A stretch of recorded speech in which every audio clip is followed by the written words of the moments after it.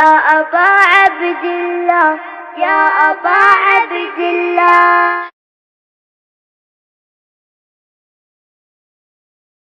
بسم اللہ الرحمن الرحیم. الحمد للہ رب العالمین. الصلاۃ والسلام علی اشرف الانبیاء والمرسلین سیدنا و نبینا ابی القاسم محمد وعلیہ الطیبین الطاہرین المعصومین ولعنۃ اللہ علی اعدائہم اجمعین من الآن الی قیام یوم الدین. اما بعد فقد قال اللہ تعالی فی کتابہ المبین وہو اصدق القائلین وقولہ الحق. بسم اللہ الرحمن الرحیم. والذین آمنوا وہاجروا وجاہدوا فی سبیل اللہ. صلوات بھیجے محمد و آل محمد پر.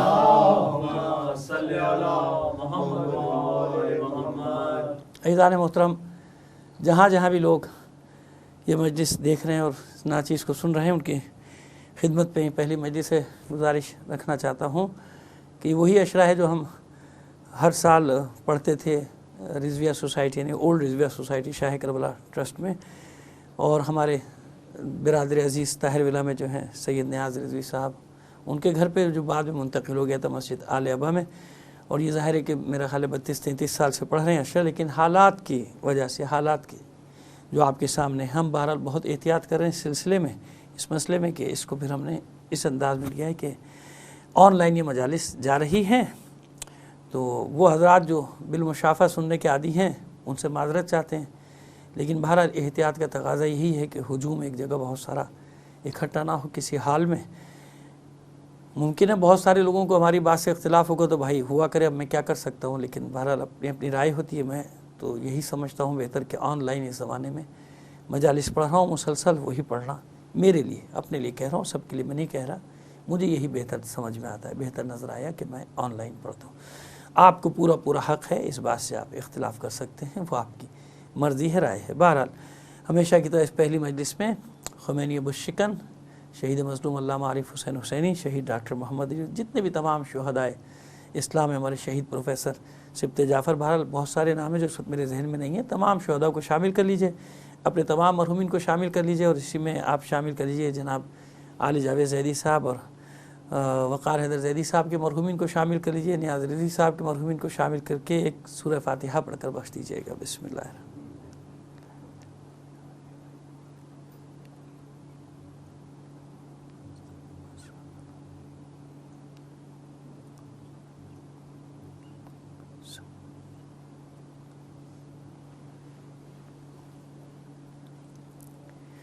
صلوات عنایت فرما لیجیے.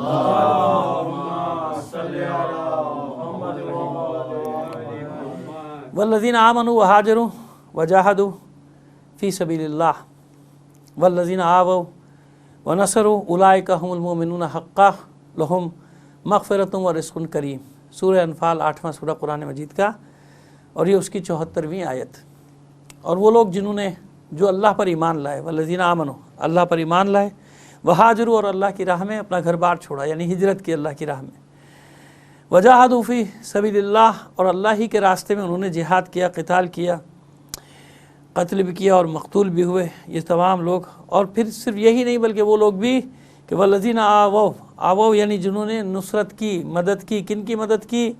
یعنی جن کو پناہ دیا. آووا کا مطلب ہوتا ہے پناہ دیا، سے کہتے ہیں کمار کا آوا، کمار کی جگہ وہ جو ہوتی ہے پناہ دینے کی جگہ ہوتی ہے، بہرحال رکھنے کی جگہ ہوتی ہے، اس کو آوا کہتے ہیں، اسی سے نکلا ہے آووا، جمع کا صیغہ ہے. والذین آووا، اور جن لوگوں نے پناہ دی، یعنی وہ جو مہاجرین جنہوں نے اللہ کے پر ایمان لائے تھے، اللہ کی راہ میں ہجرت کی تھی، انہوں ہجرت کرنے والوں کو پناہ دی، ونصروا، اور ان کی مدد کی، ان کی خبرگیری کی. یعنی بظاہر یہ آیت کس کے لیے ہے؟ انصار کے لیے بھی ہے. یعنی پہلے آیت کے پہلے حصے میں تو مہاجرین کی فضیلت بیان ہو رہی ہے، اور اس کے بعد والے حصے میں انصار کی، یعنی جنہوں نے مدد کی مہاجرین کی. آووا ونصروا اولئک هم المؤمنون حقا، در حقیقت یہی مومن ہیں. یہ دو طبقوں کو بتایا ہے کہ وہ جو اللہ کی راہ میں ہجرت کرے، دوسرا وہ جو اللہ کی راہ میں ہجرت کرنے والوں کی مدد کرے. یہ دونوں کیا ہے؟ اولئک هم المؤمنون حقا، یہی سچے مومن ہیں، یہی حق ہے ان کو مومن کہنے کا. لہم مغفرۃ ورزق کریم، اور انہی کے لیے اللہ کی مغفرت ہے، اور آبرو مند اور عزت والی روزی بھی انہی کے لیے ہے. صلوات بھیجیے محمد آل محمد. آئیے اب یہ آپ کو اندازہ ہو گیا ہوگا، حالانکہ اگرچہ کہ عنوان کا اعلان ہو چکا، لیکن جو لوگ جن لوگوں کے ذہن میں نہیں ہو کہ عنوان کیا ہے، یہ انصار حسینی کا تسلسل ہے۔ میں نے آپ سے وعدہ کیا تھا اور انشاءاللہ اس وعدے کی تکمیل کروں گا ان مجالس میں۔ جب میں نے انصار حسینی کا اشرہ پڑھا تھا 2 سال پہلے، پورے 2 سال پہلے پڑھا تھا، یہ 2020 ہے، 2018 میں جب میں نے پڑھا تھا تو مکمل نہیں کر پایا تھا، آدھے سے زیادہ تو ہو گئے تھے انصار حسینی، لیکن پھر بھی رہ گئے تھے، تقریباً 45-50 کے قریب باقی بچے تھے۔ تو میں نے آپ سے وعدہ کیا تھا کہ انشاءاللہ پھر ان کا بیان کیا جائے گا۔ تو سال گزشتہ موضوع کچھ اور ہو گیا تھا، اب اس مرتبہ لوگوں نے مجھے یاد دہانی کی بار بار کہ آپ اس کو مکمل کریں۔ اور پہلا اشرہ الحمدللہ آپ لوگوں کی دعاؤں سے کتابی صورت میں نے آپ سے وعدہ کیا تھا، وہ کتابی صورت میں بھی آ گیا۔ تو اب یہ سمجھیے کہ اس کا دوسرا حصہ آپ کے سامنے پیش ہونے جا رہا ہے، اور دعا کیجئے کہ انشاءاللہ یہ بھی دوسرا حصہ بھی دوسری جلد کی صورت میں آپ کے سامنے آ جائے، اور ایک میرے حساب سے بہرحال ایک بڑا کام ہو جائے گا۔ ایک صلوات بھیجیے محمد آل محمد پر۔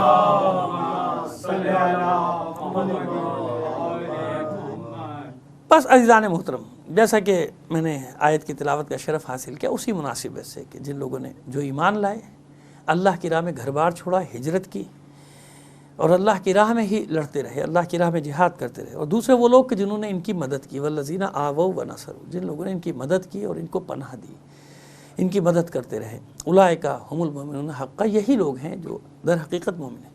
یعنی زبان سے کہہ دینا آسان ہوتا ہے، ایمان کا دعویٰ کرنا اسی پر تکرار ہوتی ہے بار بار، کہ لیکن عمل کے میدان میں اس کا ثابت کرنا یہ بڑا مشکل ہوتا ہے۔ تو انصار حسینی قیامت تک کے لیے ایک مثال بنے۔ ایک صلوات بھیجیے۔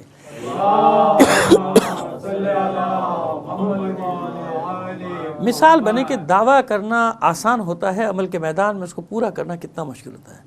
دیکھیے اسی کوفے کو، جس کوفے کو کہا جاتا ہے کہ الکوفی لا یوفی، کہ کوفیوں سے وفا کی امید نہ رکھنا، ان میں وفا نہیں ہوتی، پہلے بھی ہم نے بتایا تھا اور آج بھی بتائیں گے کہ کتنے کوفی ایسے ہیں کہ جنہوں نے اپنے عہد و پیمان کو نبھایا اور اپنے آپ کو کربلا پہنچایا، اور کربلا پہنچانے کے لیے کیسے کیسے طریقوں کو اختیار کیا، یہ بھی ہم پہلے بھی بتاتے رہے، پھر بتائیں گے اب جو باقی کا ہے، کیونکہ سب کا احوال انصار حسینی کا ایک ہی جیسا ہے۔ تو آخر کچھ تو ہے نا ان میں، انصار حسینی میں کیا ایسی بات ہے؟ کچھ ایسی بات ہے کہ جناب سید الشہداء علیہ الصلوۃ والسلام فرماتے کہ ایسے صحابی کسی کو بھی نہیں ملے، کسی کو ایسے صحابی نہیں ملے۔ کچھ ہے ایسا کہ قیامت تک رہتی دنیا تک ہمیشہ ان کی مثال دی جاتی ہے۔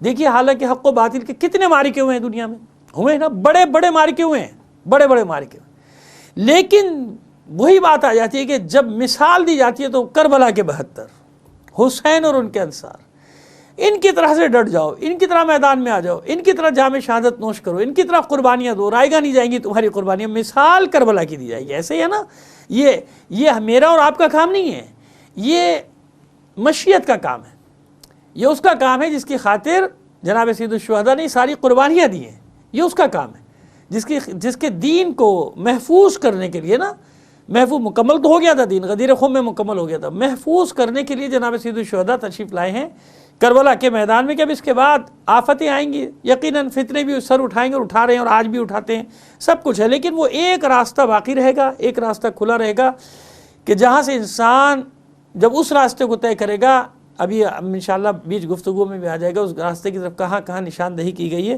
جب اس راستے پر چلے گا تو حقیقت رہے گی سامنے، ایسا نہیں ہوگا کہ حقیقت چھپ جائے گی، حقیقت ختم ہو جائے گی، نہیں، حق رہے گا اور سامنے بھی آئے گا۔ اب جس میں اتنی ہمت ہوگی، صلاحیت ہوگی، وہ حق کو قبول کرے گا۔ صلوات بھیجیے محمد آل محمد پر۔ آئیے آج جن میں آپ کے سامنے 5 یا 6 انشاءاللہ انصار حسینی کا تذکرہ کرنے میں کوشش کرتا ہوں کہ کامیاب ہو جاؤں، ان میں پہلا نام ہے حرس ابن نبہان، کہیں حارث بھی ہے، حرس ابن نبہان، یہ جناب نبہان کے بیٹے ہیں۔ اور جناب نبہان کون؟ جناب نبہان ہے غلام جناب حمزہ ابن عبد المطلب، جناب حمزہ ابن عبد المطلب کے غلام۔ آپ جانتے ہیں کہ جناب سید الشہداء جناب حمزہ کی شہادت کب ہوئی؟ جنگ احد میں، ہے نا، 3 ہجری، ایسے ہی ہے، 3 ہجری میں یہ نبہان موجود تھے۔ تو جب موجود تھے تو اس کا مطلب یہ کہ ان کو حضور کی زیارت کا بھی اور حضور کی صحبت میں رہنے کا بھی شرف حاصل ہے، کیونکہ غلام ہے جناب حمزہ ابن عبد المطلب کے۔ تو جناب نبہان وہ ہیں کہ جو غلام تو ہیں جناب حمزہ کے، لیکن ان کو صحابیت کا بھی شرف حاصل ہے۔ ان نبہان کے صاحبزادے ہیں جناب حرس یا جناب حارث ابن نبہان۔ اچھا، جناب نبہان کا انتقال ہوتا ہے ہجری 5 میں۔ جب ہجری 5 میں انتقال ہو رہا ہے تو اس کا مطلب یہ دنیا میں آ چکے ہیں نا، جناب حارث ابن نبہان دنیا میں آ چکے، حارث ابن نبہان دنیا میں آ چکے، ایسے ہی ہے نا، دنیا میں یہ ابصار العین میں بھی ہے، تنقیح المقال میں بھی ہے، اور وہیں سے پھر نقل کیا ہے ہمارے علماء نے، سب نے اس کو نقل کیا ہے، علامہ نقل صاحب نے بھی اس کو نقل کیا ہے، تو اللہ مقام ہو. تو اب یہ اس کا مطلب دنیا میں آ چکے ہیں. تو اگر صحابیت کے درجے پہ نہ بھی مانے کوئی تو یہ تو تسلیم کرنا پڑے گا نا کہ انہیں زیارت کا شرف حاصل ہے پیغمبر ختمی مرتبہ صلی اللہ علیہ وآلہ وسلم. ایسے ہی ہوا نا بھائی، اس کا مطلب یہ شرف آپ کو حاصل ہے کہ آپ اگر صحابی، ویسے تو صحابی ہوئے اس تعریف میں کہ بھائی جس نے جو بھی رہا مدینے میں رہا ساتھ رہا، تو بھائی کئی لوگوں نے تو بڑے کم سن بچوں کو بھی صحابی بنا دیا، بنایا کہ نہیں بنایا، تو اس حساب سے تو اترتے. لیکن جناب ہم تو بڑی احتیاط کرتے نا کہ ایسے تھوڑی کو ہر کسی کو صحابی کا درجہ دے دیا جائے گا. ہمارے یہاں وہاں کے حساب سے تو تھے یہ صحابی، لیکن ہمارے حساب سے سیدھی سی بات ہے بھائی، ہماری پسندیدہ شخصیت ہے، لیکن پھر بھی ہم احتیاط کر رہے ہیں کہ بہت ہی کم سن بھی رہے ہوں تو چلو احتیاط کر لی جائے. ایک احتیاط کی بنا پہ کہہ رہے ہیں کہ ان کے والد تو پکے صحابی تھے بالکل مسلمہ، لیکن یہ جو تھے کیونکہ بہت کم سن رہے ہوں گے بھائی، ممکن ہے 1 سال کے ہوں، ممکن ہے 2 سال کے ہوں، کیونکہ تاریخ میں اتنا تو کچھ نہیں لکھا ہوا، تاریخ میں اتنا کچھ تو نہیں ہے نا. تو 1 یا 2 سال کے بھی رہے ہوں تو ہم اس کو صحابیت کے درجے پہ بھائی زیارت کا شرف حاصل رہا ہوگا. اور پھر ظاہر ہے کہ جب 5 ہجری میں انتقال ہوا تو فرض کر لیں اگر 1 سال کے بھی رہے تو 10-11 ہجری تک تو 5-6 سال کے تو ہو گئے نا. تو 5-6 سال کے ہو گئے تو ہمارے بھائیوں کے برادران عزیز کے حساب سے تو وہ صحابی تھے، پورے صحابی تھے 5-6-7 سال کے سن میں. لیکن ہمارے حساب سے ہم نے کیا عرض کیا آپ کی خدمت میں کہ احتیاط کا تقاضا کیا ہے کہ ہم کہتے ہیں کہ نہیں بھائی صحابی کے درجے پہ نہیں، لیکن ہاں یہ شرف حاصل تھا کہ زیارت کی. ٹھیک ہے، یہ ہمیشہ مولا کائنات کی خدمت پہ رہے. جناب حمزہ ابن عبد المطلب کی شہادت کے بعد، جناب حمزہ ابن عبد المطلب کی شہادت کے بعد نبہان بھی ادھر آ گئے، اور نبہان کے بعد ان کے بیٹے، یعنی وہ تو 5 ہجری میں انتقال ہو گیا ان کا، یہ جو بیٹے تھے حارث یہ آ گئے مولا کائنات کے ساتھ. اب یہ غلام نہیں رہے، مولا کے ساتھ تھے، بس یہ ان کے والد غلام تھے، مولا کے ساتھ تھے یہ، اور پھر مولا کا ہمیشہ ہر جگہ ساتھ رہے. مولا کے شہادت کے بعد پھر یہ امام حسن علیہ السلام کے ساتھ ہو گئے. امام حسن علیہ السلام کی شہادت کے بعد یہ امام حسین علیہ السلام کے ساتھ.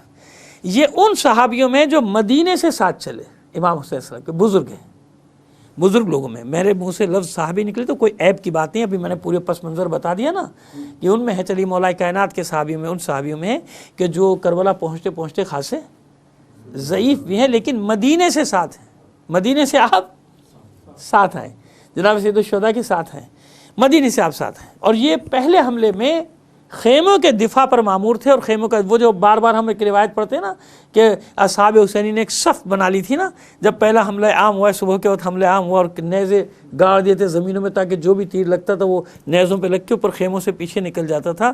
تو جو دفاعی لائن تھی خیموں کی، اس دفاعی لائن میں یہ شامل تھے. جناب حرس یا حارث ابن نبہان مولا، یعنی مولا یہاں پہ مانا غلام ہے، مولا حمزہ ابن عبد المطلب، یہ جو تھے اس دفاعی لائن میں تھے، اس دفاعی لائن میں دفاع کرتے کرتے شہید ہونے والوں میں یہ شامل تھے. ان کا ذکر اس لیے ضروری تھا کہ معلوم ہو جائے کہ وہ جو میں نے 11 صحابیوں کا آپ کو کہنے کہ 11 صحابی تھے، نہیں، ممکن ہے 11 سے زیادہ ہوں، مگر ہم کیونکہ احتیاط کا دامن ہاتھ سے نہیں جانے دیتے، اس لیے ہم کیا کرتے ہیں کہ نہیں بھائی احتیاط کر لیتے. ان کو ہم نے اس 11 میں شامل نہیں کیا. 11 صحابی تو وہ ہیں جو مسلمہ ہیں، 11 صحابی وہ ہیں جو بالکل مسلمہ ہیں. صلوات بھیجیے محمد آل محمد پر. یہ آج کے پہلے شہید ہو گئے حرس ابن نبہان. اب آئیے دوسرے جن کا ہمیں ذرا سا تھوڑا سا تفصیل میں جانا پڑے گا. حلاس راسبی، راسبی ناسبی نہیں ہے، رے سے، رے جو ہوتا ہے حراس ہے، حراس ابن امرو راسبی، اور ان کے بھائی نعمان ابن امرو راسبی. راسب کیا ہے؟ راسب ان کے دادا ہیں، یعنی حلاس ابن امرو ابن راسب.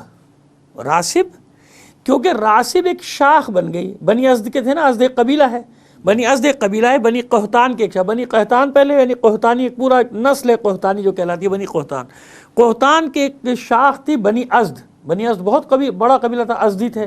تو ان کے والد جو تھے وہ تھے راسب ابن مالک ازدی، یعنی دادا. ان کے جو دادا تھے ان کا کیا نام تھا؟ راسب ابن مالک ازدی. اب یہ ازدی جو تھے خود راسب ازدی تھے، تو راسب اتنے بڑے آدمی تھے کہ پھر ان سے ایک شاخ بن گئی بنی راسب، تو وہ کہلاتے تھے راسبی. کیا کہلاتے تھے؟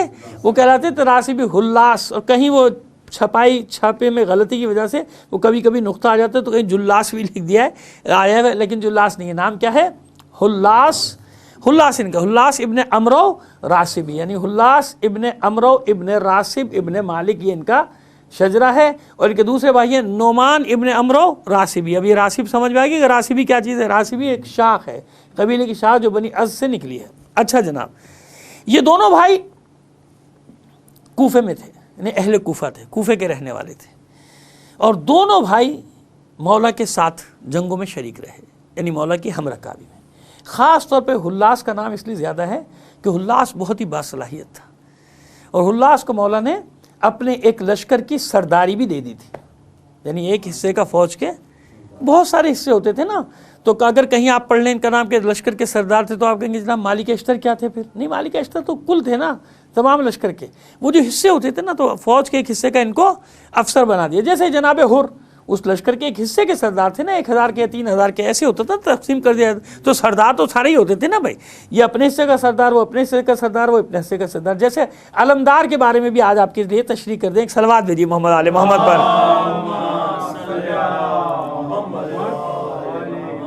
دیکھیے دو طرح کے ہوتے تھے نا علمدار، دو طرح کے ہوتے تھے. ایک جن کے ہاتھ میں ہوتا تھا اپنے قبیلے کا علم، یعنی ایک لشکر جو جا رہا ہوتا تھا نا اس میں کئی علمدار ہوتے تھے، بنی فلاں بنی فلاں بنی فلاں، تو ہر ایک اپنی پہچان کے لیے اپنے قبیلے کا علم رکھتا تھا. بلکہ حکم ہوتا تھا کہ پہچان رکھو تاکہ وہ اس کے قبیلے کے لوگ اس کے پرچم تلے جمع ہو جائیں. یہ علم ہوتا تھا. رعایت جنگ کیا ہوتا تھا؟ پوری جنگ کا جو رعایت ہوتا تھا، رعایت بھی علم کو کہتے ہیں، رعایت علم، یہ حمزہ کے ساتھ ہے رعایت علم. یہ رعایت کیا ہوتا تھا؟ یہ پورے جنگ کا جو لشکر کا سردار ہوتا تھا اس کے ہاتھ میں یہ ہوتا تھا رعایت، اس کو بھی علم کہتے تھے. تو یہ بڑا علمدار ہوتا تھا، اس کو کیا کہتے تھے؟ یہ پرچم بردار، یعنی پورے لشکر کا. جیسے مولا عارفان علی ابن ابی طالب علیہ السلام پورے اسلامی لشکر کے سردار بن کے جاتے تھے تو وہ پرچم ایک الگ ہوتا تھا. جیسے ہمارے یہاں مختلف پلاٹون ہوتی ہے نا، ان سب کا اپنا اپنا ایک پرچم ہوتا ہے، یا ریجمنٹ جو ہوتی ہیں کہ اس ریجمنٹ کا یہ پرچم ہے، اس ریجمنٹ کا یہ پرچم ہے، اس ریجمنٹ کا یہ پرچم. اس کا مطلب نہیں کہ سب کے علم الگ الگ ہیں، نہیں، یہ پہچان ہوتی ہے ریجمنٹ کی. اور پھر اس کے بعد ایک پرچم ہوتا ہے پوری فوج کا، اور پھر فوج کے بعد ایک ملک کا پرچم ہوتا ہے. اس لیے آپ اکثر وہ مارچ پاسٹ جو ہوتے ہیں اس میں 2-3 قسم کے پرچم دیکھ رہے ہوتے ہیں نا، تو وہ یہی وجہ ہوتی ہے کہ ایک ریجمنٹ کا ہے، ایک اور چیز کا، ایک اور پوری فوج کا پرچم ہے، اور پھر ایک پاکستان کا یعنی ملک کا پرچم ہوتا ہے. تو یہ جس بھی ملک کا ہو، یہاں کا نہیں، کوئی بھی ملک ہو تو وہاں یہی طریقہ رائج ہے. تو وہ یہ حساب ہوتا تھا کہ ہر ایک کا اپنا اپنا پرچم لے کے وہ آتے تھے تاکہ اس پرچم کے نیچے جمع ہو جائیں. اس قبیلے کے لوگ جو آتے جائیں وہ اس پرچم کے نیچے جمع ہوتے جائیں. اس قبیلے کا علمدار جو تھا جس کو ایک علم پکڑا دیا جاتا ہے. تو اس طرح یہ جناب حلاس جو تھی، حلاس ابن عمرو، یہ بھی ایک حصے کے مولا کے لشکر کے ایک حصے کے سردار تھے، یوں سمجھ لیجئے اس کے سردار تھے. تو اور پھر اس کے بعد ان کی صلاحیتوں کی بنا پہ ان کو کچھ عرصے کے لیے والی کوفہ بھی بنایا. 2-3 عہدے ان کے پاس رہے. ایک یہ فوج میں ایک حصے کے سردار رہے، اور پھر اس کے بعد ان کو کوفے کا کوتوال بنایا. کوتوال الگ ہوتا تھا، والی کوفہ الگ ہوتا تھا. کوتوال یعنی پولیس کا سربراہ، رئیس شرطہ، یہ عربی میں اس کو کہا جاتا تھا. رئیس، یہی منصب کو یہی کہا جاتا تھا، رئیس شرطہ. یعنی ہمارے یہاں کہہ لیجیے آپ آئی جی کہہ لیجیے، جو بھی کہہ لیجیے، SSP کہہ لیجیے، آئی جی، یہ ہوتا تھا رئیس شرطہ. تو یہ منصب ان کو دیا، انہی کو حلاس ابن عمرو راسبی کو پہلے یہ منصب دیا، رئیس شرطہ بنایا ان کو، یعنی پولیس کا سربراہ بنایا. پھر اس کے بعد کوفے کا والی بھی بنایا کچھ دنوں کے لیے، پورا کوفے کا والی. اتنے باصلاحیت تھے. تو یہ دونوں بھائی تھے، یعنی علی والے تھے، علی کے کیمپ کے تھے. لیکن جب کوفے کے حالات خراب ہوئے تو دونوں نے کنارہ کشی اختیار کر لی. کیونکہ یہ ابھی بتاتے ہیں، شروع میں تو ان کا نام بھی بے وفاؤں میں آ گیا نا، کہ بھائی انہوں نے بھی ساتھ نہیں دیا، چھوڑ دیا، ساتھ نہیں چھوڑ دیا. یہ دونوں الگ ہو گئے، کنارہ کشی کر لی. ابن زیاد نے بھی دیکھا کہ یہ دونوں الگ ہو گئے، چھوڑو ان کو، جب ان کا کسی چیز سے واسطہ ہی نہیں ہے. جب عمر سعد کا لشکر تیار ہوا جانے کے لیے، کربلا کی طرف جانے کے لیے روانہ ہوا لشکر عمر سعد کا، تو یہ دونوں اس کی فوج میں شامل ہو گئے. پہلے بھی ایسا ذکر کر چکا ہوں میں کچھ افراد کا، پچھلے اشرے میں نے کچھ اور لکھ بھی دیا اب تو یہ ان دونوں نے کیا کیا، دونوں اس میں شامل ہو گئے. تو جو چاہنے والے تھے نا مولا کے، وہ بھی افسردہ ہو گئے کہ پہلے دیکھو مسلم کے بیعت کی، انہی نے جناب مسلم کے ہاتھ پہ بیعت کی تھی دونوں بھائیوں نے، کہ پہلے بیعت کی دونوں بھائیوں نے، اور اب دیکھو یہ جا رہے ہیں اس کے خاموش ہو گئے، ساتھ نہیں دیا. اور اب اس کے بعد یہ لشکر میں جا رہے ہیں، اس کے یہ لشکر میں پہنچ گئے، چلے گئے وہاں کا، اور کوئی راستہ نہیں تھا کربلا پہنچنے کا. جب کربلا پہنچ گئے تو اب یہ تلاش میں دیکھیں راستہ کیسے بنے اور ہم حسین کی طرف جائیں. شب عاشور انہیں موقع کب ملا؟ جب وہ مذاکرات ناکام ہو گئے، جب مذاکرات ناکام ہوئے تو تھوڑی چھویں گوئیاں عمر سعد کے لشکر میں بھی شروع ہو گئی. بس اس موقع سے انہیں فائدہ اٹھایا, لشکر ادھر مصروف ہوا. یہ دونوں نے گھوڑے دوڑائے اپنے جناب حر سے بھی پہلے بھی ذکر کر چکے. دیکھیے ایک بات یاد رکھیے, اگر جناب حر کا الگ سے ذکر آتا ہے نا تو اس کی وجوہات ہے. جناب حر کا الگ سے ذکر آتا ہے تو خاص واقعات ان کے ساتھ ہیں کہ انہوں نے پہلے ذی حسم پہ راستہ روکا اور پھر اس کے بعد ہوتا رہا, پھر پانی بند ہوا, پھر پانی بھی پلایا. جناب سید الشہداء نے اس کے لشکر کو پانی پلایا, اور ایک بہت بڑا کمانڈر تھا, بڑا مشہور سپاہی تھا, تو وہ الگ ہے. لیکن ایسا نہیں کہ اور لوگ نہیں آئے تھے, اور لوگ بھی, یعنی یہ وہ ہیں جنہوں نے وعدہ پورا کیا. حر تو وہ تھا نا کہ جو واقعات کے تحت آیا نا, واقعہ سے, وہ تو ایک الگ مقام ہے, بڑا مقام ہے حر کا. یہ نہیں کہ میں ڈیگریڈ نہیں کر رہا, حر کا اتنا ہی مقام ہے کہ واقعہ کربلا میں اس کا مقام ہی الگ ہے, اس کا واقعہ ہی الگ سے بیان کے جناب حر کے بارے میں نا. تو ہم تو جناب حر کو بھی علیہ السلام کہتے ہیں. دنیا کو برا لگتا ہے تو برا لگے, ہم کیا کریں. ہم تو جناب حر کو بھی, جناب حر ابن یزید الریاحی کو بھی ہم کیا کہتے ہیں, علیہ السلام کہتے ہیں. بھائی حسین پر جان تو ان پر سلام ہو, ان پر درود ہو, صلوات بھیجیے محمد آل محمد پر.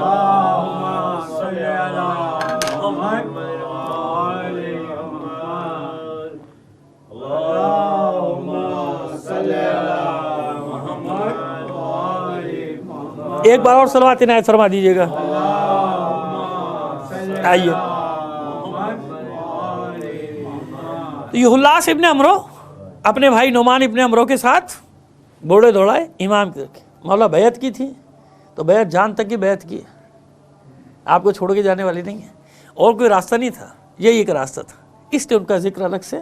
حلاس ابن عمرو کا تو زیارت ناہیہ میں بھی ذکر ہے. اچھا, زیارت ناہیہ کے بارے میں ہم سے ایک بچے نے سوال کیا تھا کہ وہ زیارت ناہیہ لے آئے کہ اس میں تو کہیں نام نہیں ہے شہداء کربلا کے. یاد رکھیے زیارت ناہیہ جو ہے وہ دو ہیں, ایک زیارت ناہیہ اور ہے, دوسری زیارت ناہیہ جس کو کہتے ہیں, ایک ہے زیارت ناہیہ معروف, ایک ہے زیارت ناہیہ غیر معروف. تو جو دوسری زیارت ناہیہ ہے جو جس کا بحر الانوار میں بھی تذکرہ الگ سے بھی چھپی ہے, اس میں تمام شہداء کربلا کے نام ہے. تو ان میں جناب حلاس کا بھی, حلاس ابن عمرو کا بھی نام ہے. اور یہ کتنا بڑا مقام ہے کہ آپ کا نام زیارت میں آ گیا. زیارت میں نام آنا ہی کتنی بڑی بات ہے. حلاس ابن عمرو کا زیارت, یعنی امام زمانہ جل اللہ تعالیٰ فروج و شریف بھیج رہے ہیں, سلام بھیج رہے ہیں, یعنی زیارت جو ان سے منسوب. اچھا, زیارت ناہیہ کے نام کے بارے میں بتا دیں. زیارت ناہیہ لوگ نوحے سے سمجھتے ہیں, نوحے سے ناہیہ نہیں ہے, یاد رکھیے گا, بلکہ ناہیہ نواح سے ہے. نواح کہتے ہیں طرف کو, اطراف, جیسے نا گرد و نواح, کراچی کے گرد و نواح. نواح میں ایسا ہوا, کراچی کے نواح میں آج کل جیسے 2020 کی بات کر رہے ہیں, بارشیں چل رہی ہیں نا. کون سا مہینہ, اگست ختم ہو رہا ہے اور ستمبر آ رہی ہے. اس لیے لے رہا ہوں کہ مجلس سے پتہ نہیں کب کب لوگ سنیں گے تو ان کو یاد رہے کہ کیا قیامت خیز بارشیں ہوئی تھیں. بارش نے اتنی قیامت نہیں ڈھائی تھی جتنے ہمارے انتظامات نے قیامت ہم پر ڈھا دی تھی. اگست آج 31 ہو گئی, معذرت 1 ستمبر ہو گئی, 1 ستمبر, اگست ختم ہو گئی, 1 ستمبر کو. یہ حال ہے اس کراچی شہر کا, پورے سندھ کا یہی حال ہے. بہرحال یہ ریکارڈ میں اس لیے آ جائے کہ لوگ کہیں گے کون سی بارش کی بات کر رہے ہیں, کہاں کی بارش کی بات کر رہے ہیں. سن 2020 بتا دوں گا, اس پہ ریکارڈ ہو جائے گا تو لوگوں کو یاد آ جائے گا جب بھی سنیں گے یہ مجلس کہ میں کب کی بات کر رہا تھا. صلوات بھیجیے محمد آل محمد. تو بات ہو رہی تھی کہ نواح سے, یعنی جانب, اجانب ہے نا, جوانب جس کو کہتے ہیں جوانب سے, اجانب نہیں جوانب, گرد و نواح جوانب سے, جانب سے نکلا ہے. ٹھیک ہے, تو کیونکہ زیارت ناہیہ مقدسہ اس کو کیوں کہا جاتا ہے, کیونکہ یہ امام زمانہ جل اللہ تعالیٰ فرجہ الشریف کی جانب سے آئی ہے. سمجھ میں آگے بات, کیونکہ یہ امام کی جانب سے آئی ہے نا, تو اس لیے اس کو کہتے ہیں زیارت ناہیہ, یعنی زیارت من جانب مقدسہ امام زمانہ اجل اللہ تعالیٰ فرجہ الشریف. صلوات بھیجیے محمد آل محمد پر. اب بات آ گئی واضح کہ ناہیہ کا یہ مطلب ہے, زیارت ناہیہ کا یہ مطلب ہے کہ ناہیہ یعنی جانب, از جانب یا من جانب مقدسہ, یعنی اس مقدس بارگاہ سے آئی ہے. تو اس زمانے میں اس کا نام زیارت ناہیہ اس لیے پڑ گیا تھا کہ تقیہ کا دور تھا, تو لوگ نام نہیں لے سکتے تھے کس امام نے. تو کئی اماموں کی جانب سے زیارتیں ان کو زیارت ناہیہ کہا جاتا ہے, جیسے امام محمد تقی علیہ السلام.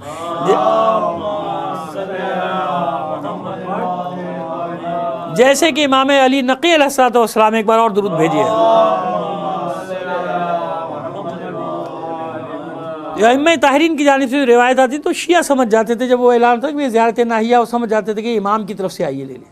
تو وہ زیارت ناہیہ کیوں نام پڑ گیا اس کا, زیارت ناحیہ اس لیے اس کو کہا جاتا ہے. تو زیارت ناحیہ میں جو غیر معروف ہے اس میں ایک ایک کا نام ہے, تمام شہداء کا نام دیا ہوا ہے, جتنے بھی شہداء کربلا ہیں. تو ان میں جناب حلاس کا بھی, حلاس ابن عمرو کا بھی نام ہے. صلوات بھیجیے محمد آل محمد پر.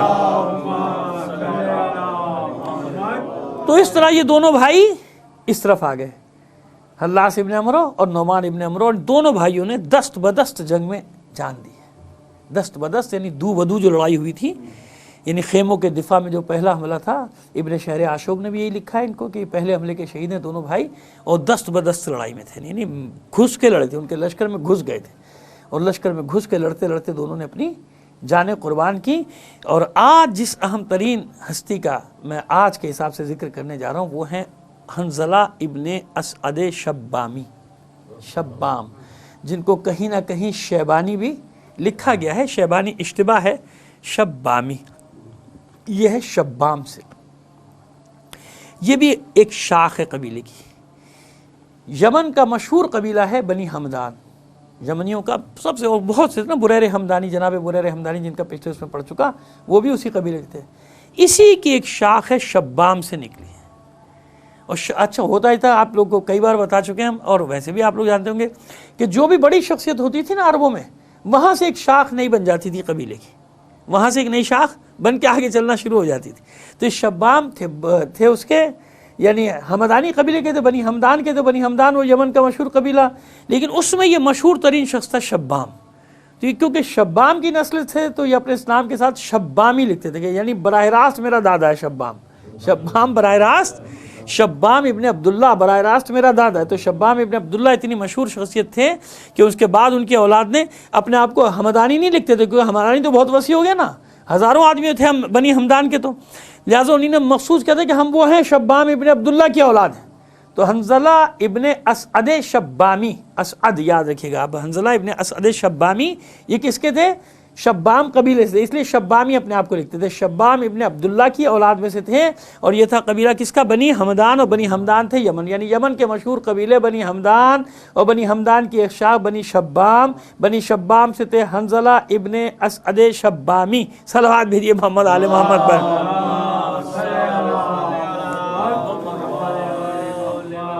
اب یہ میں اتنی تفصیل اس لیے بھی بیان کرتا ہوں کہ یہ ریکارڈ ہو رہی ہے نا چیزیں, بچوں کے کام آئیں گی انشاءاللہ. بچے جب بار بار وہ تو ریکارڈ ہو جائے گی نا بعد میں بات, تو ان کو نام یاد ہوگا تو دیکھ لیں گے, سن تو لیں گے کم سے کم. تو یہ اس لیے میں محفوظ کرتا چلا جاتا ہوں چیزیں. اکثر لوگ کہتے بھی کہ آپ اتنے سارے نام کیسے یاد کر کے تھے. میں نے کہا بھائی میرے پاس تو کچھ بھی, میں تو ایک ہی چیز بچپن سے سیکھی ہے کہ کئی بار نام کو پڑھتا ہوں, جس کو آپ کہتے ہیں رٹا لگانا.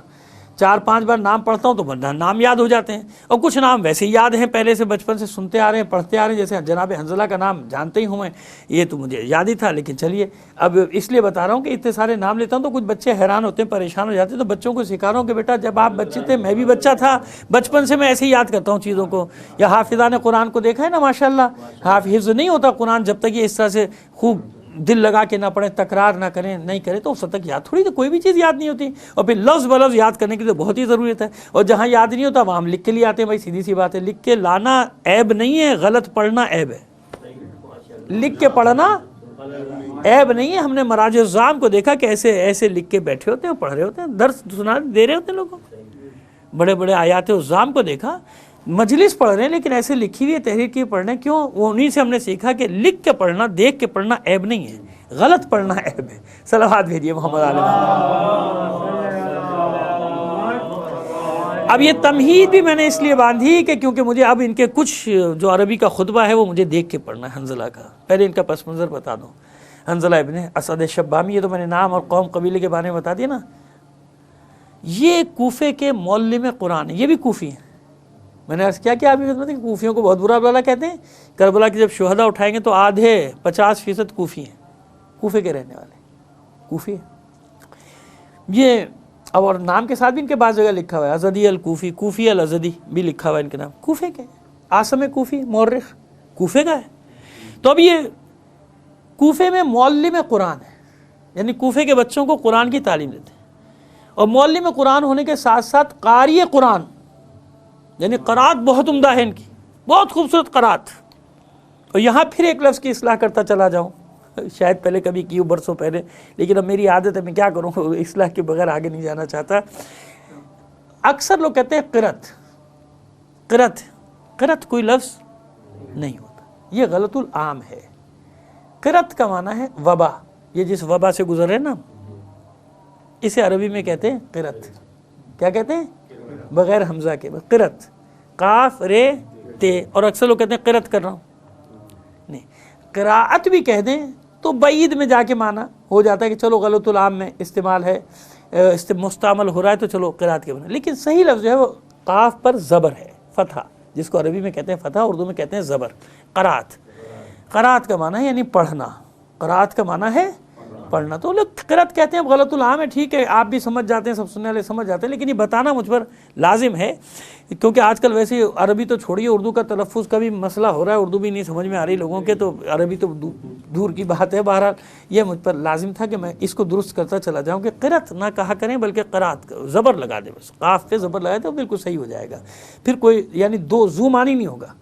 قرات کے تو معنی وبا کے ہیں، قراءت کہہ دیا تو چلو زو معنی ہو گیا، معنی اور نکلا، لیکن قرات میں کوئی دوسرا معنی نہیں آئے گا، قرات میں بس تنہا وہی ہوگا قرات۔ تو قاری قرآن تھے، بہترین خطیب، جب خطبہ دیتے تھے تو ہجوم اکٹھا ہو جاتا تھا ان کے گرد، حنظلہ ابن اسعد شامی کے گرد لوگ جمع ہو جاتے تھے، تو لوگ سحر زدہ ہو جاتے تھے، ایسے خطیب تھے جناب حنظلہ ابن اسعد۔ تو یہ مولا کے ساتھ تھے، خطابت تھی ان کے بہترین، اور پھر شجاعت میں مشہور تھے، یعنی کوفے کی مشہور شخصیتوں میں تھے۔ دیکھیں معلم ویسے ہی مشہور ہوتا ہے، پھر قاری قرآن، پھر خطیب، اور پھر تلوار کے دھنی، شجاعت میں مشہور، تو اس لیے کوفے کی مشہور شخصیتوں میں تھے۔ اسی لیے جب امام کے لشکر میں یہ آئے ہیں نا تو کوفیوں میں بڑا چرچا تھا، اور وہ جو ڈر کے گھروں میں بیٹھے تھے نا وہ بہت شرمندہ تھے کہ حنظلہ قاری قرآن چلے گئے، لقب ان کا پڑ گیا تھا نا، لوگ کہتے تھے قاری قرآن یا معلم قرآن کہتے تھے ان کو، وہ معلم کوفہ بھی چلا گیا، قاری قرآن بھی چلے گئے، کیونکہ یہ تو ڈر گئے تھے نا، انہیں دوسروں کو ڈرا دیا تھا کہ بھئی نہیں جانا، کوئی نہیں جا رہا، تمہارے بچے مر جائیں گے، یہ ہو جائے گا، وہ ہو جائے گا، جیسا کہ دنیا کا دستور ہے۔ خیر جناب پہنچ گئے امام کی خدمت میں، جب امام کی خدمت میں پہنچے، ساتھ تھے امام کے، تو امام نے ان کو بھیجا، خطیب تھے نا، دیکھیے کتنی اہمیت ہے اگر خطیب اللہ کی خاطر خطابت کرے۔ یہاں سے ایک پیغام بھی دینا چاہتا ہوں، خطابت اگر اللہ کی خاطر ہو تو دیکھیے امام سے بڑا کون ہے؟ فصیح و بلیغ، لیکن امام بتا رہے ہیں کہ یہ میرا خطیب ہے تو میں اس کی خطابت کو کربلا کے میدان میں بھی زندہ رکھوں گا۔ خطیب ہونا تو ایک عزت شرف کا باعث ہے، وہ بھی خطیب آل محمد ہونا، خطیب اہل بیت ہونا، لیکن انسان کو اس کی لاج تو رکھنی چاہیے نا۔ جب وہ یہ شرف دے رہے ہیں، وہ یہ بلندی دے رہے ہیں، وہ یہ منزلت دے رہے ہیں کہ آپ کو خطیب کا درجہ دے دیا، خطیب آل رسول بن گئے آپ، خطیب اہل بیت بن گئے، نہیں ذکر اہل بیت کرتے ہیں آپ، خطیب ہو گئے نا ان کے، تو خطیب ہو گئے تو بھائی اس کی لاج تو رکھو، تو وہ بات کرو جو حسین کو پسند آئے، جو پیغمبر ختمی مرتبہ صلی اللہ علیہ وآلہ وسلم کو پسند آئے، یعنی جو اللہ اور رسول کی خوشنودی کا باعث ہو وہ گفتگو کرو نا بھائی۔ تو مولا نے بلایا کہ تمہاری خطابت بہت اچھی ہے حنظلہ، جاؤ ان کو واضح نصیحت تو کر کے آؤ۔ بار بار بھیجتے تھے نا، کبھی زہیر بن قین جاتے تھے، کبھی حبیب بن مظاہر جاتے تھے، حنظلہ کو بھیجا، جائیے حنظلہ آپ جائیے، آپ کی خطابت بہت اچھی۔ حالانکہ کیا وہ سدھرنے والے ہیں؟ نہیں سدھرنے والے، لیکن جناب سید الشہداء چاہتے ہیں کہ نہیں آپ بھی چلے جائیے نا، آپ ان کو پہچانتے ہیں یا آپ کو پہچانتے ہیں؟ بھائی آدھا کوفی تو ساتھ آئے تھے نا، شامی لشکر تو تھا لیکن کوفے کے بھی تو ساتھ ہو گئے تھے ہزاروں وہاں پہ، تو آپ پہچانتے ہیں، شاید آپ کی بات مان لیں، اور پھر حجت بھی تمام کرنا کہ دیکھو میں نے تمہارے پاس کس کس کو نہیں بھیجا سمجھانے کے لیے، تم کیا کر۔ تو وہاں جو آپ کا خطبہ ہے وہ میں آپ کے سامنے پیش کر رہا ہوں۔ میں نے سال گزشتہ بھی کہا تھا کہ کوئی عیب نہیں ہے، تاکہ غلط نہ پڑھے آدمی، صحیح پڑھے، کچھ چیزیں ہوتی ہیں لفظ بلفظ پہنچانے کی آپ تک، تو وہ میں دیکھ کے لکھ کے لے آتا ہوں تاکہ آپ کے سامنے ایک بالکل صحیح اور مستند چیز ہے وہ پیش کر دی جائے۔ صلوات بھیج دیجیے محمد آل محمد پر۔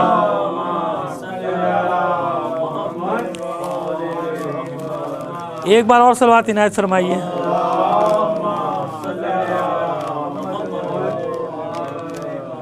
اچھا ان کے بارے میں آپ کی خدمت میں عرض کر دیں کہ ان کا ذکر بھی زیارت ناہیہ میں نام کے ساتھ ہے، یعنی امام زمانہ جل اللہ تعالیٰ فرجہ شریف نے ان پر سلام بھیجا ہے، السلام علی حنظلہ ابن اسعد شبامی، شبام ہے لفظ، اچھا جناب، اور زیارت رجبیہ میں بھی ان کا نام ہے السلام علی حنظلہ ابن اسعد شبامی۔ آئیے اب یہ میں نے پہلے عرض کر دیا کہ فصیح و بلیغ خطیب تھے، فصاحت سے اور بلاغت سے ان کا پر ہوتا تھا بیان.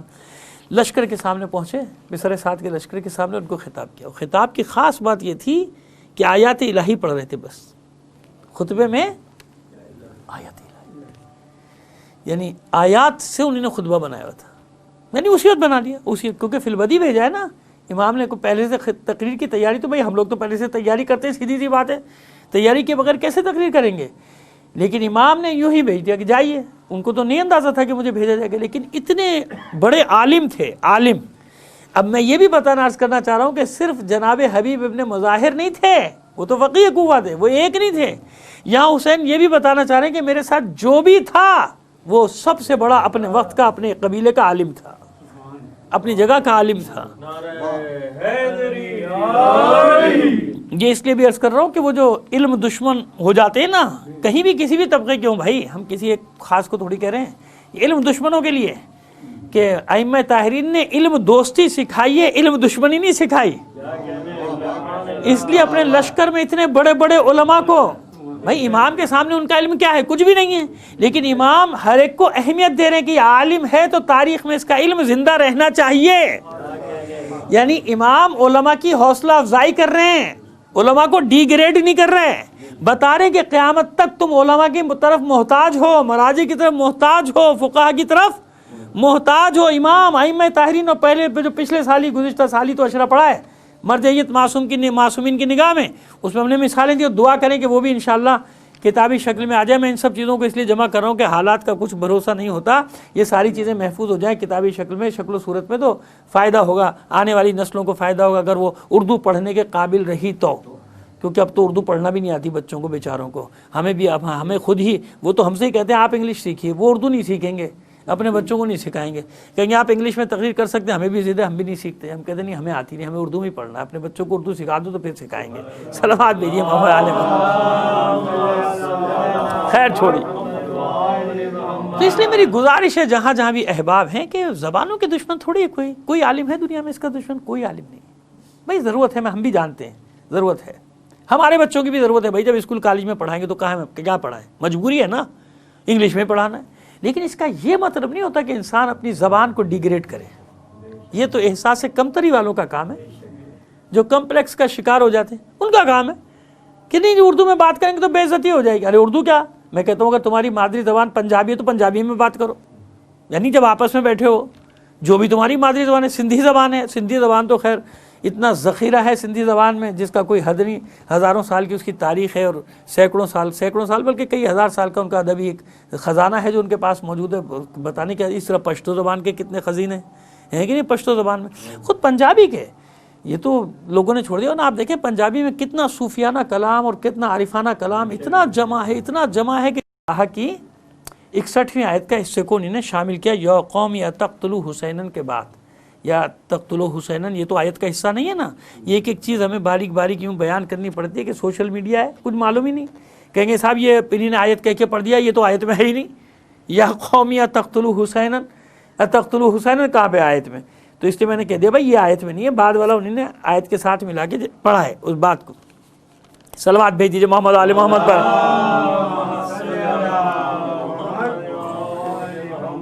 اے لوگو، میں وہ جو مشکل اور سخت روز ہے اس روز کی طرح تمہارے انجام سے ڈرتا ہوں. یہاں یوم احزاب سے مراد ہے روز بد. یوم احزاب سے کیا مراد ہے؟ روز بد، خراب دن سے ڈرتا ہوں، تمہارے انجام سے ڈرتا ہوں کہ تم وہ روز بد تم نہ دیکھ لو، یوم احزاب نہ دیکھ لو، یوم احزاب نہ دیکھ لو کہیں تم. اور قوم نوح، عاد اور سمود اور جو ان کے بعد ہے ان پر جو گزرا وہ نہ دیکھ لو، جو ان پر گزری ہے کہیں وہ انجام تمہارا بھی نہ ہو جائے. ڈرا رہے ان لوگوں کو ایسا نہ ہو کہ تم کو اس انجام کا سامنا کرنا پڑے. یعنی اگر تم پر ایسا عذاب آتا ہے، تمہارا وہ انجام ہوتا ہے، تو یہ تمہارے اپنے کرتوتوں کی طرف سے ہوگا. وَمَا اللَّهُ يُرِيدُ ظُلْمًا لِلْعِبَادِ، ورنہ اللہ تھوڑی اپنے بندوں پر ظلم کرتا. اس لیے یہ آیت کا حصہ بھی پڑھا وَمَا يُرِيدُ ظُلْمًا لِلْعِبَادِ، ورنہ اللہ اپنے بندوں پہ ظلم نہیں کرتا. جو کچھ ہے تمہاری وجہ سے ہوگا. اے لوگو، میں قیامت کے دن تمہاری رسوائی سے ڈرتا ہوں. یعنی جو تمہیں رسوائی کا سامنا کرنا پڑے گا میں اس سے بھی ڈرتا ہوں. وہ دن کہ جس دن سوائے خدا کے کوئی پناہ دینے والا نہیں ہوگا. یہ سورہ غافر کی آیات جو 30، 31، 32، 33 ہیں ان کا ترجمہ کر رہا ہوں آپ کے سامنے. کوئی پناہ دینے والا نہیں، اور جو گمراہ ہو گیا تو اس کے لیے ہدایت کا کوئی راستہ بھی نہیں ہے. وَمَن يُضْلِلِ اللَّهُ، تو اس کے بعد کیا ہوگا، اس کا حشر کیا ہوگا، فما لہم من ہادٍ، کوئی اس کا ہدایت کرنے والا بھی نہیں ہوگا. تقتلوا حسینا یا قوم تقتلوا حسینا فیسحتکم بعذاب، اے لوگوں کیا حسین کو قتل کرو گے؟ اب ڈرانے کو حسین کو قتل کرو، جانتے نہیں ہو حسین کون ہے، کیا تم حسین کو قتل کرو گے؟ تو یاد رکھو اللہ تمہیں سخت عذاب کے ساتھ ہلاک کر دے گا. اللہ تمہیں فیسحتکم یعنی ملیا میٹ کر دے گا، تمہیں بے عذاب نہیں، ایسا عذاب دے گا جو تمہیں ملیا میٹ کر دے گا، صفحہ ہستی سے نابود کر دے گا، ہلاک کر دے گا. اور جو افطرا باندھتے ہیں یعنی کسی پہ بہتان باندھتے ہیں وہ نقصان اٹھانے والے، وہ نقصان اٹھانے والا ہوگا. وقت خواب من افطرا، جس نے افطرا باندھی، جس نے بہتان باندھا، یا مرادی جس نے اللہ پر جھوٹ باندھا. تو وہ جناب سید الشہداء کے قتل کو کس سے تعبیر دے رہے ہیں کہ جیسے کسی نے اللہ پہ بہتان باندھا. تم کیا کر رہے ہو؟ یعنی اللہ کی نشانی ہے، اس کو جھٹلا رہے ہو. اب اس کو واضح کر دیا ہم نے. کیا مطلب ہے؟ مطلب یہ کہ یہ اللہ کی نشانی ہے، تم اس کو جھٹلا رہے ہو، یعنی اس کا قتل کرنا جھٹلانا ہے نا، تم اس کو جھٹلا رہے ہو جو اللہ کی نشانی ہے. اگر ایسا کرو گے تو اللہ تمہیں ملیا میٹ کرنے والے عذاب سے دوچار کر دے گا. صلوات بھیجیے محمد علی محمد. اب آپ سوچئے کہ اس میدان میں کھڑے ہو کہ آپ نے کس انداز میں، ہم تو خطیب نہیں ہے نا بھائی، وہ جس کو حسین خطیب کہہ رہے ہیں اس نے کیسا خطاب کیا ہوگا. جب انہوں نے یہ بیان کیا تو ظاہر ہے وہاں سے تو کیا جواب آنا تھا، کوئی جواب نہیں آتا. لیکن حسین بڑے خوش ہوئے، جناب سید الشہداء اس خطاب سے بہت خوش ہوئے. اور جب وہ خطاب یہ کر رہے تھے تو حسین نے بلند آواز سے قریب جا کے، تاکہ وہ سنے میری آواز کو، یبن اسعد، حنظلہ ابن اسد ہے نا، اے اسد کے بیٹے، اے پسر اسعد، یبن اسعد یرحمک اللہ، اللہ تجھ پہ اپنی رحمت نازل کرے، یرحمک اللہ. انہم قد استوجب العذاب حین رد علیک ما دعوتہم الیہ من الحق، اے اسد کے بیٹے خدا تم پہ رحم کرے جبکہ تم اس جماعت کو حق کی دعوت دے رہے تھے. یعنی جو تم خطاب کرے تھے، اللہ تم پہ رحمت نازل کرے، اپنی رحم کرے تم پر، جب تم اس جماعت کو حق کی دعوت کہہ رہے تھے اور یہ تیری دعوت کو قبول نہیں کر رہے تھے، رد کر رہے تھے، آپ کی دعوت کو قبول نہیں کر رہے تھے، اور تجھے اور تیرے ساتھیوں کو قتل کرنے کا فیصلہ کر رہے تھے. یعنی منصوبہ بندی کر رہے کہ تجھے اور تیرے ساتھیوں کو قتل کر دیں، یہ عذاب کے مستحق ہو گئے. تو حنظلہ بھی کہتے ہیں کہ آپ نے سچ فرمایا، پلٹ کے کہا اے فرزند رسول آپ نے سچ فرمایا، میری جان آپ پر قربان، آپ ہم سے زیادہ جانتے ہیں کہ حق کیا ہے. یعنی آپ کے پاس علم، میری جان آپ، اب دیکھیں ہم کہتے ہیں میری جان آپ پہ قربان، میری جان مولا پہ قربان، یہ کہنا آسان ہے بھائی، یہ ان کو کہنے کا کتنا حق ہے جو کربلا کے میدان میں کھڑا ہے، کھڑا ہے. اور صرف کھڑے نہیں ہیں، ان کے بارے میں یہ بھی ہے کہ جب حملہ ہو رہا تھا نا آخر میں، سامنے کھڑے ہو کے تیر بھی جھیلیں، تیر سہیں اپنے بدن پہ، زندہ رہے لیکن تیر بھی برداشت کیے. جب نماز کا یہ بھی تھے، حنظلہ ابن اسد بھی اس میں تھے، لیکن اس وقت ان کی شہادت نہیں ہوئی. تو ایسے نہیں ہے، اگر یہ کہہ رہے ہیں کہ میری جان آپ پر قربان تو عمل کر کے بتا رہے ہیں بھائی. یہاں کہنا آسان ہے کہ میں قربان، میں قربان، میں قربان، قربانی کا وقت آئے تو ڈھونڈتے رہو پیچھے کے مسٹر قربان گئے کا. صلوات بھیجیے محمد آل محمد پر. ہاں تو برسوں کے تجربے نے یہ بھی سکھا دیا کہ قربان کرنے والوں سے ذرا بچا کرو، بعد میں قربان شاہ کہیں نہیں نظر آ رہے ہوتے. صلوات بھیجیے ایک بار اور محمد آل محمد پر. اے فرزند رسول آپ ہم سب سے زیادہ جانتے ہیں اور حق بیان کرنے کے سزاوار ہیں، ہم سے بھی زیادہ سزاوار ہیں. کیا آپ اجازت دیتے ہیں کہ میں آخرت کی طرف پیش قدمی کروں؟ دیکھیے اجازت لینے کا انصار حسینی کا انداز کیسا ہے، انوکھا انداز ہے.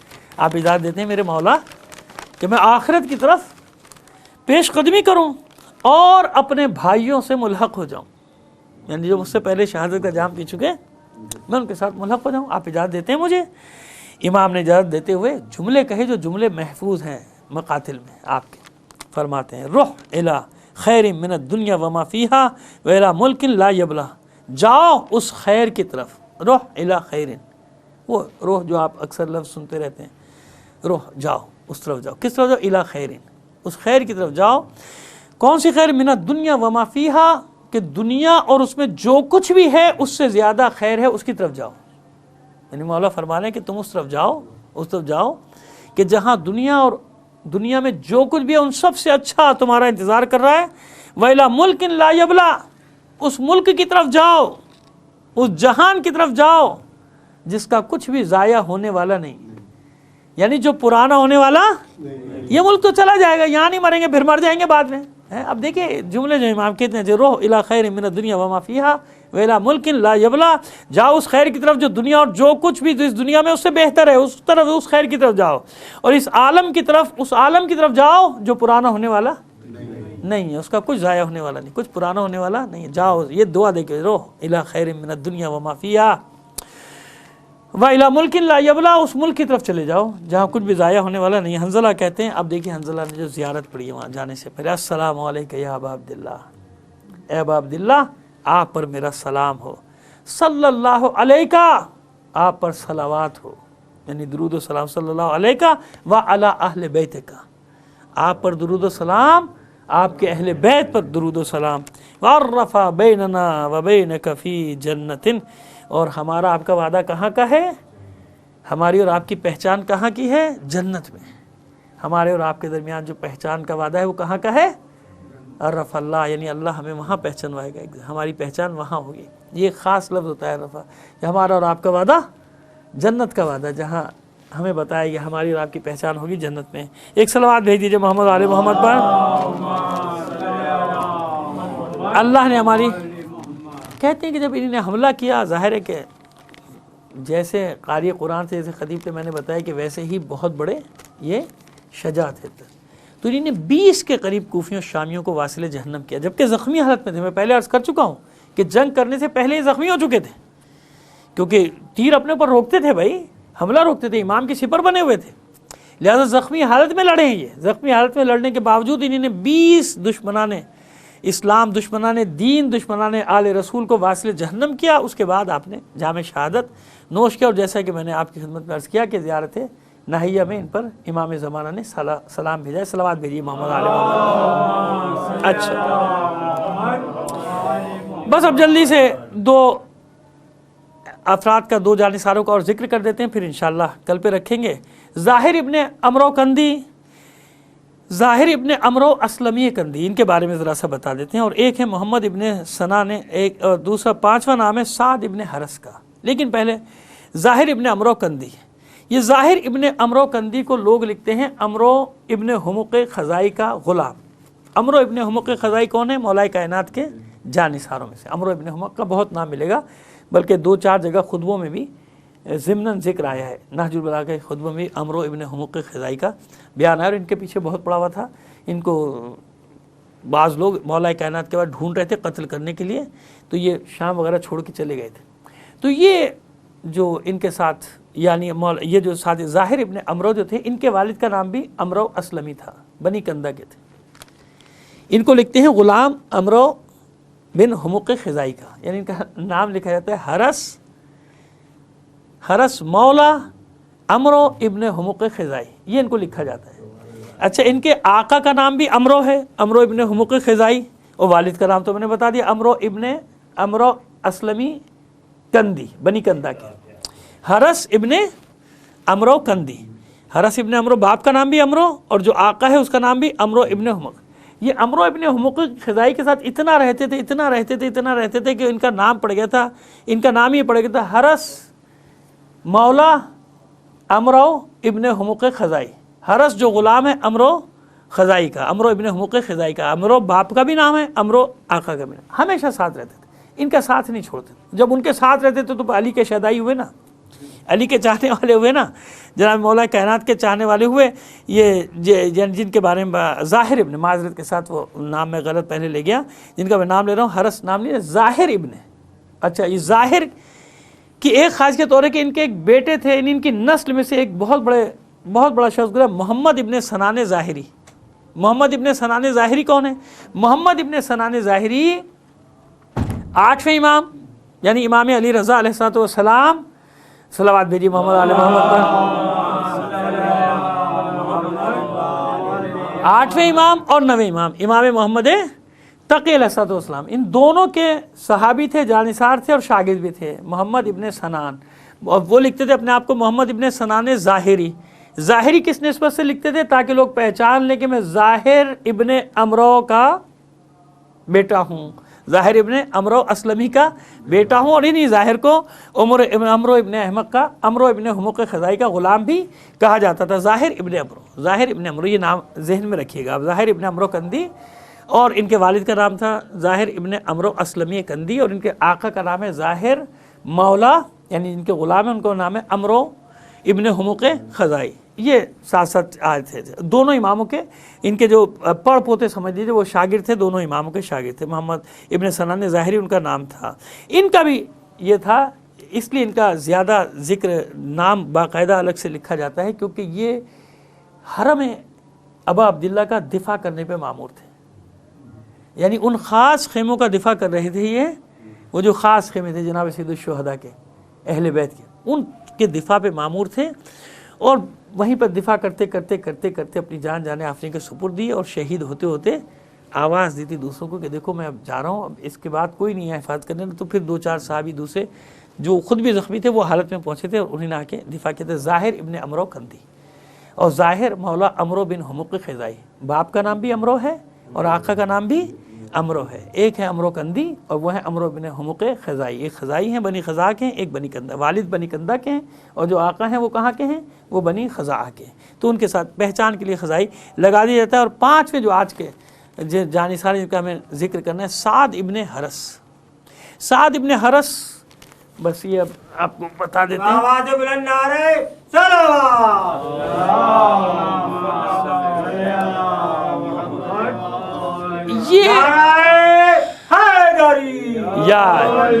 یہ صحابی ہیں، صحابی نہیں بلکہ غلام ہیں مولا عارفان، مولا کائنات علی بن ابی طالب علیہ السلام کے صلوات بھیجیے محمد علی محمد۔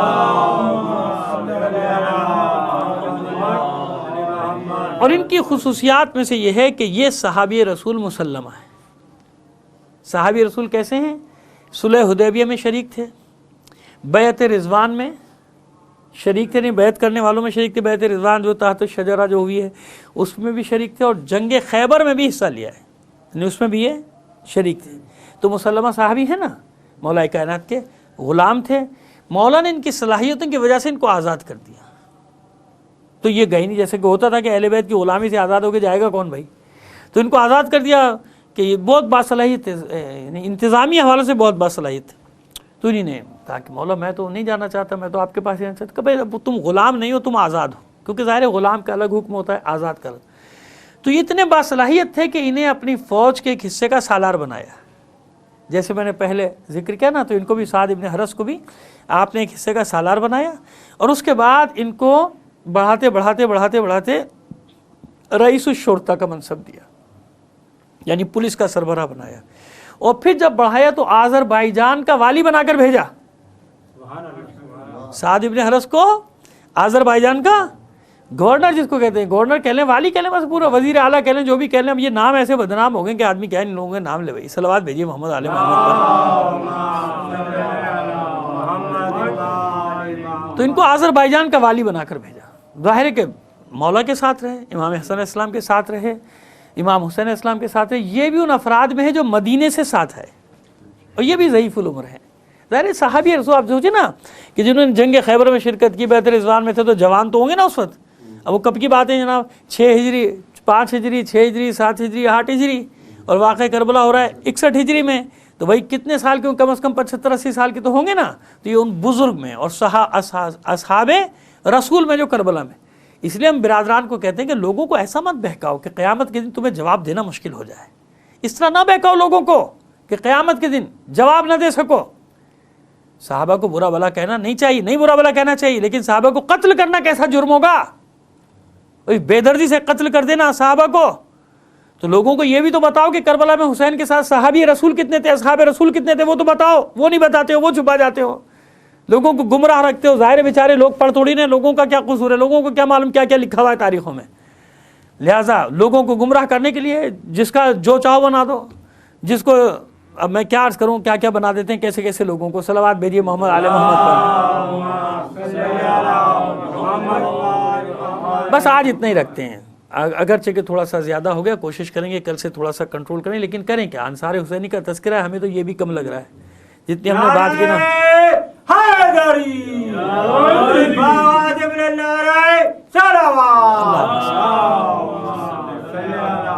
یہ ہیں وہ انصار، یہ ہیں وہ انصار جن کے لاشیں کربلا کے میدان میں پڑے رہے۔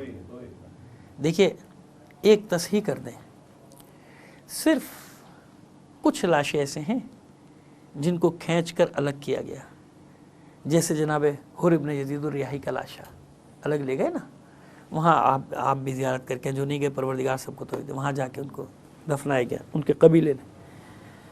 لیکن باقی یہ گنج شہیدہ کیا ہے؟ کتنے نام لکھے ہوئے جو زیارت کر کے آئے؟ نہیں تو دیکھ لیں، اس کی تو موویز چلتی ہیں، کلپ چلتی ہیں، کتنے شہداء کے نام لکھے پڑھے ہیں، سب کے نام ہے نا، ایک ہی جگہ ہے نا سب. ایک جگہ کا مطلب کیا ہوا کہ اگر پامالی سے بچ بھی گئے تھے نا، پامالی سے بچ بھی گئے تو وہاں سے کوئی لے کر نہیں گیا، یعنی کتنے دن تک وہاں لاشیں پڑے رہے، جبھی تو ایک جگہ دفنایا ہے نا سب کو.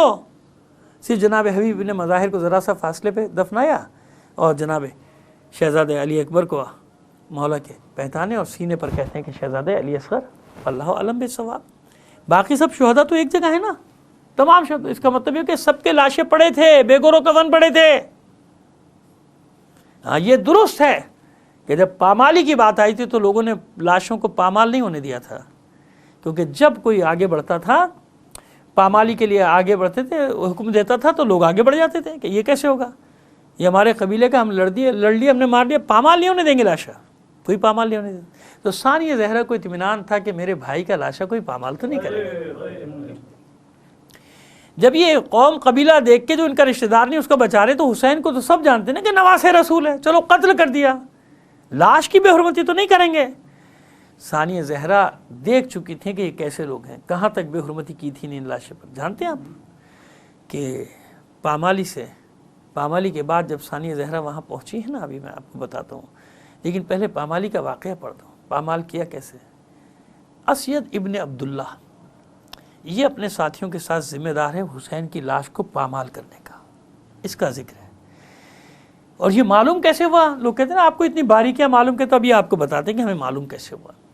جب یہ پہنچے ہیں کوفے تمام اسیروں کو لے کے اور شہداء کے سر لے کے، ابن زیاد سے سب انعام طلب کر رہے تھے. اسد ابن عبداللہ پاگل ہوا تھا، پاگل، اس کا ذہن معاف ہو گیا تھا، چلا رہا تھا امیر مجھے زیادہ انعام دے، مجھے سب سے زیادہ انعام دے، میری جھولی کو ضرور جواہر سے بھر دے. تو وہ ابن زیاد نے تو ایسی تب بس زبان بھی بہت تک ہے، او ملعون تو نے ایسا کربلا میں کیا کارنامہ کیا جو میں دوسروں سے زیادہ دوں تجھے؟ کہ امیر میں نے وہ کیا جو کوئی کرنے پہ تیار نہ تھا. بلایا آگے، کیا کیا تو نے؟ کہ سن امیر، جب سب شہید کیے جا چکے تھے، عمر سعد نے طلب کیا تھا کہ حسین کے لاشوں کو پامال کر دیں گھوڑوں کی ٹاپوں تلے. کوئی آگے نہیں بڑھتا تھا حسین کی لاش پامال کرنے کے لیے، وہ کتنے انعام دے سب پیچھے ہٹ جاتے تھے، کیونکہ سب کے لاشیں بچ گئے تھے نا پامال ہونے سے. اب لہذا کسی کی ہمت نہیں ہوتی تھی کہ حسین کا لاشا کیسے پامال کرے. آخر میں آیا اس کے سامنے اور میں نے کہا انعام جتنا تو رکھ رہا ہے اس کا 2 گنا کر دے، میں حسین کے لاشے کو پامال کرتا ہوں. اس نے کہا میں تجھے 2 گنا دوں گا. میں نے اپنے ساتھیوں کو لیا، گھوڑوں کی نال بندی کی. اب جملے سنے اس کے کہتے، دیکھیے زینب ابھی نہیں پہنچی، زینب پامالیہ لاش حسین کے بعد پہنچی ہیں لاش پہ. تو پہلے سن لیجئے، ابھی تو زینب انتظار کری نا کہ کوئی میرے بھائی کے لاشے کو پامال نہیں کرے گا، کیونکہ کچھ بھی صحیح فرزند رسول ہے نا. لیکن ثانیہ زہرا دیکھ رہی ہیں کہ اب گھوڑوں کی نال بندی ہوئی اور یہ ملعون آگے بڑھے اور گھوڑوں کو دوڑانا شروع کیا لاش حسین پہ، تنہا لاش حسین. کیسے پامال کیا؟ یہ خود کہتا ہے ابن زیاد کی دربار میں کہ ہم نے حسین کے لاشے پر اتنی بار گھوڑے دوڑائے تھے کہ حسین کا لاشا خاک کے ساتھ یکساں ہو گیا تھا. نہیں، اصل جملہ بتاؤں اس نے کیا کہا؟ کہتا ہے کہ ہم نے اس طرح پامال کیا تھا حسین کے لاشے کو جیسے چکی کے 2 پارٹوں کے درمیان میں گندم کو پیسا جاتا. میں ذمہ دار ہوں جو میں لفظ ادا کر رہا ہوں کہ یہ لکھا ہے، یہی لکھا ہے. اور اگر نہیں لکھا تو آپ آئیے زیارت ناحیہ میں امام نے کیا فرمایا ہے؟ سلام، میرا سلام ہو اس لاشے پر جو گھوڑوں کی ٹاپوں تلے اس طرح پامال کیا گیا تھا کہ اس کے جوڑ بند الگ کر دیے گئے تھے، جو خاک کے ساتھ یکساں ہو گیا تھا. اب مجھے بتائیے دونوں باتیں مل گئیں کہ نہیں ملی؟ امام نے جانتے نا کہ اس نے کیسے پامال کیا، خاک کے ساتھ یکساں ہونے کا مطلب کیا ہے. اور جب ثانیہ زہرا اس عالم میں آئی ہے بھائی کے لاشے پر، آپ مجھے بتائیے کہ ثانیہ زہرا کے دل پہ گزرتی کیا ہوگی؟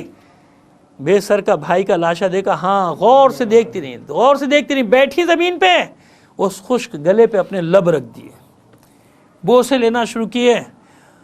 اس گلے بریدہ کے بوسے لیے. اس کے بعد ثانیہ زہرا نے حسین کے لاشے کو آغوش میں اپنے ہاتھوں میں اٹھا لیا اور اٹھا کے کھڑی ہوئی آسمان کی طرف رخ انور کر کے پکارتی ہیں پروردگار کی بارگاہ میں, اللہم تقبل منا ھذا القربان, اے پالنے والے, اے ہمارے رب, اے ہمارے اللہ, ہم اہل بیت کی یہ قربانی قبول کر لے اپنی بارگاہ میں. الا لعنت اللہ علی القوم الظالمین وسیعلم الذین ظلموا ای منقلب ینقلبون. بار الہ بحق محمد و آل محمد ہمارے اس قلیل عمل کو قبول فرما لے, تمام مومنین کی جائز حاجات کو پورا فرما. اس وبا سے صرف پاکستان نہیں پورے عالم انسانیت کی جان چھڑا دے. معبود اس وبا کا خاتمہ کر دے. اگر انسانوں کی شرارت ہے تو جن لوگوں کی شرارت ہے یہ وبا, یہ مصیبت انہی کی طرف واپس پلٹا دے. بار الہ ہم اس قابل نہیں, اس قابل بنا دے جب تیری آخری عزت کا ظہور ہو تو ہم اس کے ادنا سے سپاہیوں میں شامل ہو سکے. اور ایک اعلان خاص طور پہ دنیا بھر میں لوگ سن لیں کہ آن لائن مجالس ہو رہی ہیں. ہم 2 جگہ جو پڑھتے تھے, رضویہ شاہی کربلا ٹرسٹ رضویہ میں وقال جاوید زیدی اور وقار حیدر زیدی صاحب کی طرف سے, اور آل ابا میں, آل ابا سے پہلے یہی اشرا طاہر ولا میں سید نیاز رضوی صاحب کراتے, تو انہیں سید نیاز رضوی صاحب کی طرف سے آل ابا میں ہوتا تھا. تو اس مرتبہ یہ سب ہم ایک ہی جگہ سے پڑھ رہے ہیں. اور اس میں یہ بھی بتا دیں کہ کوئی پابندی نہیں ہے, کوئی کاپی رائٹ کا مسئلہ نہیں ہے. ہم اس لیے یہ سب نہیں کر رہے ہیں بلکہ اس لیے کر رہے ہیں کہ جتنے بھی زیادہ لوگ سن سکتے ہیں ان مجالس کو سنیں. تو آپ جو بھی اس کو چلانا چاہتے ہیں چلائیں, ہماری طرف سے کوئی پابندی نہیں, کسی قسم کی پابندی نہیں, کسی کے لیے بھی ہمارا یہ حق نہیں رکھتے کہ جس کو چلانا ہے وہ چلائے. تو یہ آن لائن پڑھ رہے ہیں اس وبا کی وجہ سے. دعا کیجئے پروردگار عالم سب کے لیے حالات اچھے کر دے. تو اچھے ماحول میں پڑھیں گے تو یہ آن لائن مجالس سب جگہ جاری ہیں. ان دونوں کی جانب سے, ان دونوں کے مرحومین کے لیے, اپنے تمام مرحومین کے لیے, تمام شہدائے ملت کو شامل کر کے ایک سورہ فاتحہ پڑھ کر بخش دیجیے.